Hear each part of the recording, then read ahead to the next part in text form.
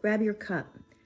I thought it would be a good idea to talk about the difference between an avoidant style. So somebody, if you're in a relationship with someone and you feel like it's really hard to connect with them, or they avoid deeper connection, or they avoid sharing their emotions, that's called an avoidant style.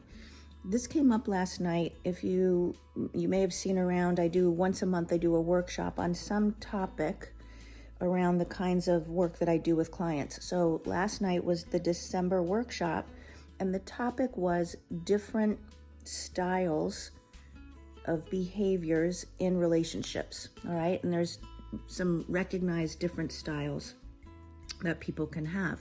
One of them is avoiding. So avoiding really connecting on a deeper level, avoiding sharing emotions, even when you're in close physical contact, kind of keeping distance mentally and emotionally, keeping yourself away a little bit, or just needing a lot of alone time. In my past, in my life, that was a style that felt safe to me. And all of the styles get created when we're very young and we're watching and mirroring what other people are doing, and we're learning what we need to do to feel safe and to feel loved. So that's all we ever want to do, especially when we're children. And so those things create habits and behaviors and patterns, styles, whatever your word is.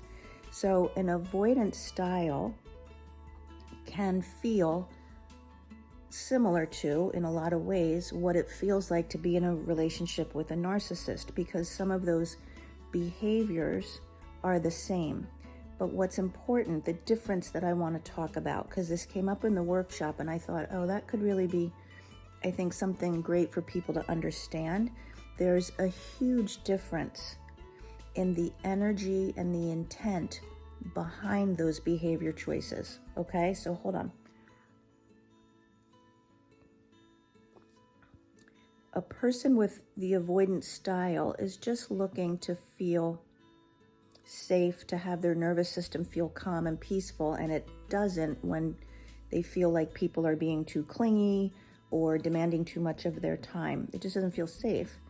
A narcissist is also looking to feel safe, but the energy in the background is all about control and power of the other person's energy, the other person's experience, because the narcissist, in my opinion and what I've read, has very low self-esteem for whatever reason, just really lacking in self-love.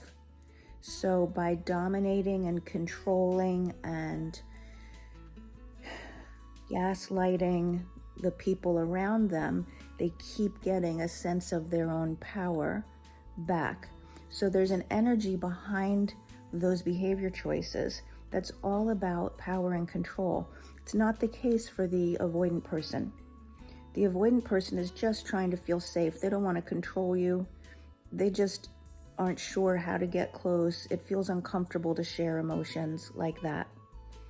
The narcissist will always keep you guessing, and they like watching you guess. See the difference? It's very different, although it can still feel upsetting, especially if you're, the kind of person, usually the kind of person who ends up with either one of those is somebody who's very anxious in relationships, who's always looking to get closer, who's always needing the approval of the other person.